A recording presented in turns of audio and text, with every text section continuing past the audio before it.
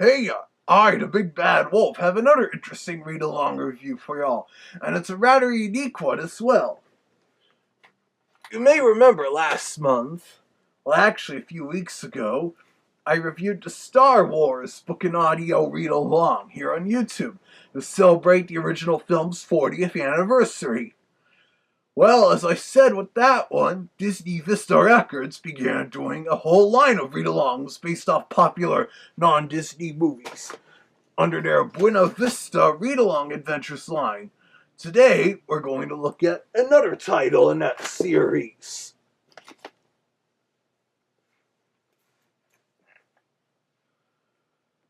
E.T. the Extraterrestrial.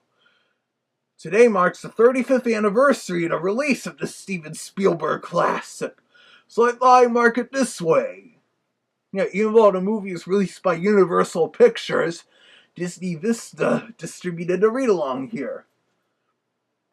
Also, a unique thing about this particular title is the use of some of the actual cast members. As you can see by the cover, Drew Barrymore reprises the role of Gertie from the film, who narrates the story from the first-person point of view. It also has Henry Thomas reprise the role of Elliot and Robert McNaughton as Michael. And it also uses John Williams' original music score. And Steven Spielberg was also involved with the production of this read-along. Also, uniquely for release in the Buena Vista Read-Along Adventures line, look at this.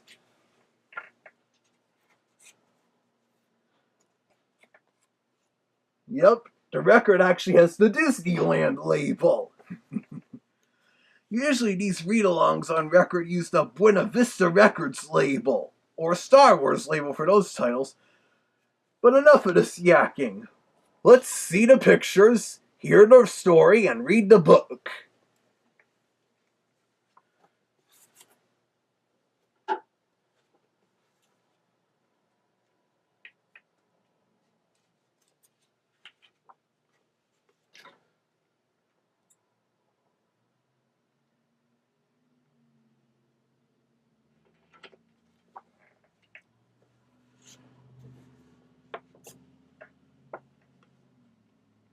Hi, I'm Gertie, and I'm going to tell you the story of E.T.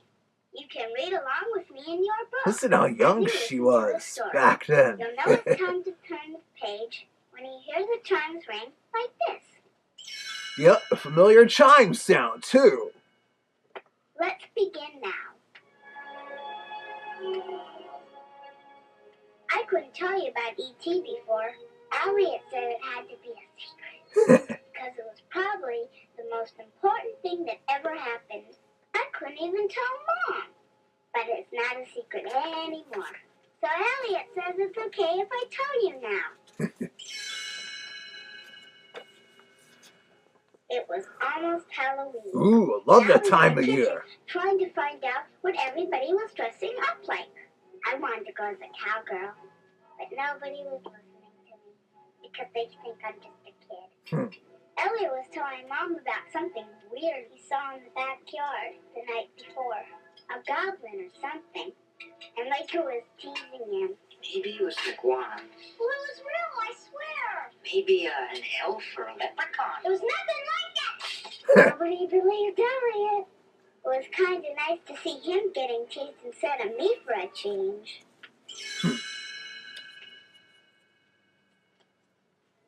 The next day when I got home from nursery school, I heard Elliot and Michael were there. She's real young there. I rushed into Elliot's room to show him my art project. Yeah, nursery school is just another term for preschool. Look, it looked like a giant mushroom with eyes. I screamed. And then the goblin screamed. Whoa. That made Michael jump back and knock over the bookshelf. Then I screamed some more. I'm a good screamer. Elliot almost had a fit. He slammed the door so Mom wouldn't hear us. Michael threw his hand over my mouth and dragged me into the closet. The hysterical goblin ran in after us, screaming all the way.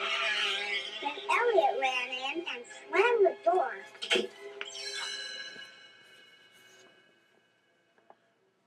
Now I had time to look at the goblin calmly. He was smaller than me, but had long fingers and a squashy body and big, buggy eyes. He looked like this big turtle without a shell, and he grossed me out. Elliot could see I was still real scared. He won't hurt you, Gertie. I'm keeping him. Is he a boy or a girl? He's a boy. But look, you can't tell. Not even Mom. Why not? Because, grown-ups can't see him. Only little kids can see him. Give me a break. That's what they think I at may be first. little, but I'm not stupid. Elliot seemed to know what the goblin was thinking. He said it was sad and alone. And anyway, in the closet with all our stuffed animals, he didn't look so scary anymore. So he promised to keep it a secret. Is she gonna whisper a secret every time? Elliot could tell that the goblin was hungry. So that night, we sneaked some food upstairs and watched it eat. He used his funny long fingers to pick up the food. Ugh, I wrinkled my nose. Maybe a pig sure eats like one.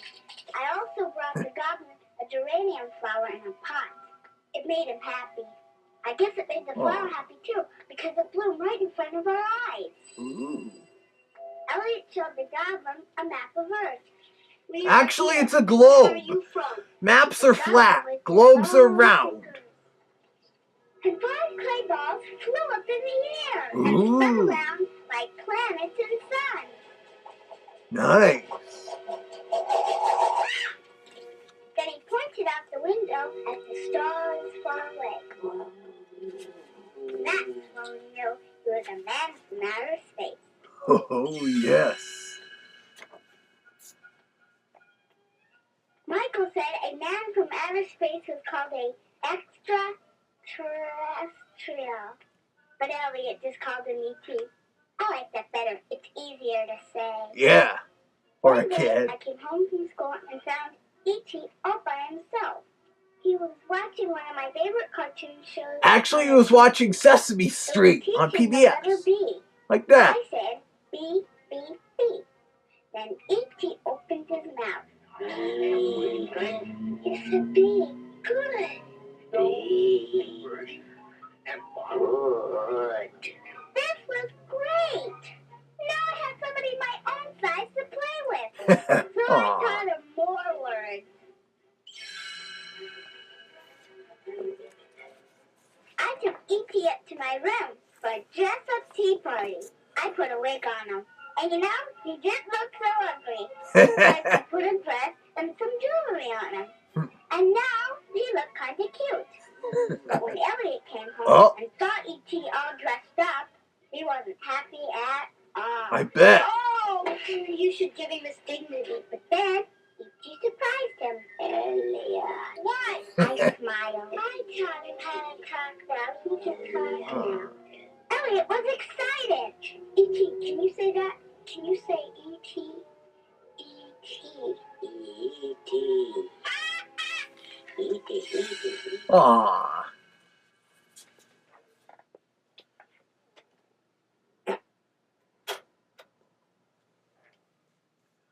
Pretty neat so far, huh? It's a decent condensed adaptation of the film. Of course, being a Disney character, I don't know it very much, but at least it's different from most of those other sci-fi alien movies where the aliens are hostile and there aren't any kids around most of the time. I suppose that's one reason why this movie is so popular, as it was family appropriate and involved a friendly alien befriending the children. And this predates our own Lilo and Stitch by 20 years. Anyway, let's play the other side of the record.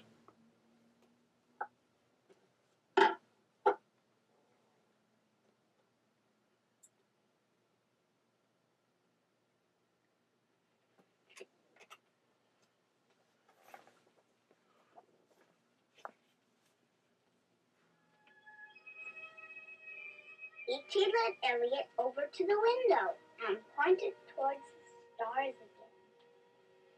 Oh, E.T. phone home. Oh, the famous line. You could tell E.T. was homesick. Oh. E.T. phone home, and they'll Come home. Aw. So we had to help E.T. build a communicator so he could call people to tell them to come and take him home. Elliot and Michael got all kinds of weird things, like an old record player and a blender. Not like the and new an record umbrella. player I'm using here. I gave him the most important thing, my electronic spelling game. Nice. That's how I help.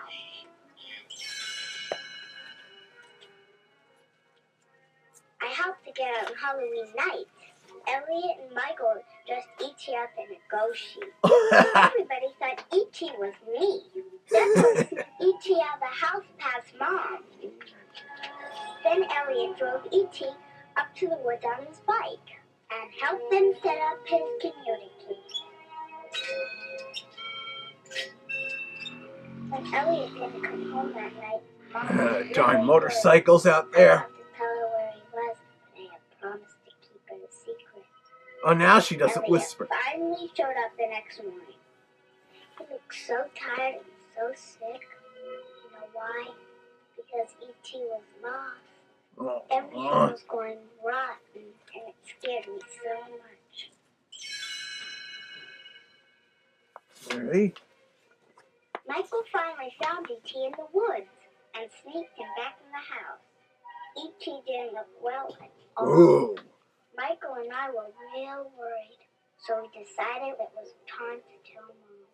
She walked into the bathroom and saw Elliot sitting on the floor next to E.T. We're sick. I think we're dying. Oh. Mom didn't know what E.T. was, so I told her. Man from the moon!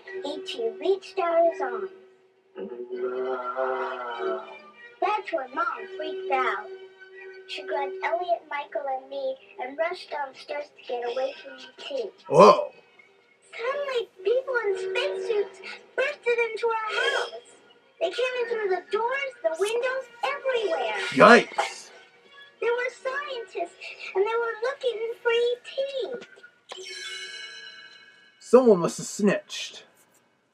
When the scientists found E.T., he was extra sick. Ooh. They tried very, very hard to make him better. They put a big bag over the whole house and brought in a lot of machines, but it didn't help. Elliot pleaded with E.T. E.T. Stay with me, Aw. please. I'll be right here. Aw. It was too late. The scientists wrapped up E.T.'s body to take it to their lab. Ooh. I started to cry, and so did Mom. Oh. Elliot stared at E.T. so long. I'll believe in you all my life. Every day. E.T. I love you. Aw. As Elliot started to leave, E.T. opened his big eyes.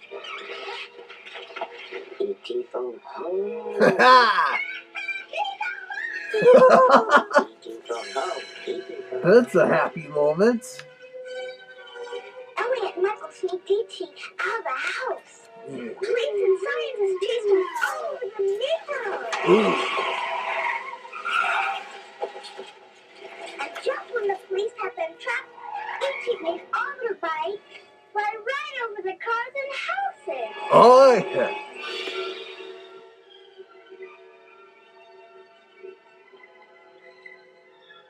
I knew where they were going. E.T.'s people were coming for him, and it was about time. Yeah, and they used that Mom for made the it to for place the where Emblem it was. Entertainment logo too. When they fly in front of the moon. Deep in the woods, we found this huge round spaceship covered with lights. Ooh. And we all said goodbye to E.T. I gave him the geranium as a going away present. Aw. I just wanted to say goodbye. I kissed him on his funny round nose. E.T. smiled. Good. Hmm. E.T. waddled up the ramp into his spaceship. He was holding my geranium. Then the door closed and the spaceship blasted off. E.T. was going home. Hmm. Every time I look at the stars at night, I think of E.T.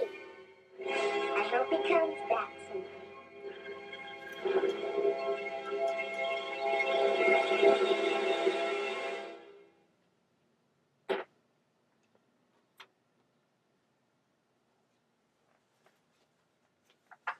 It'd be nice if E.T. came back, provided they make a sequel, but everyone would have to, but the kids would be all grown up by now.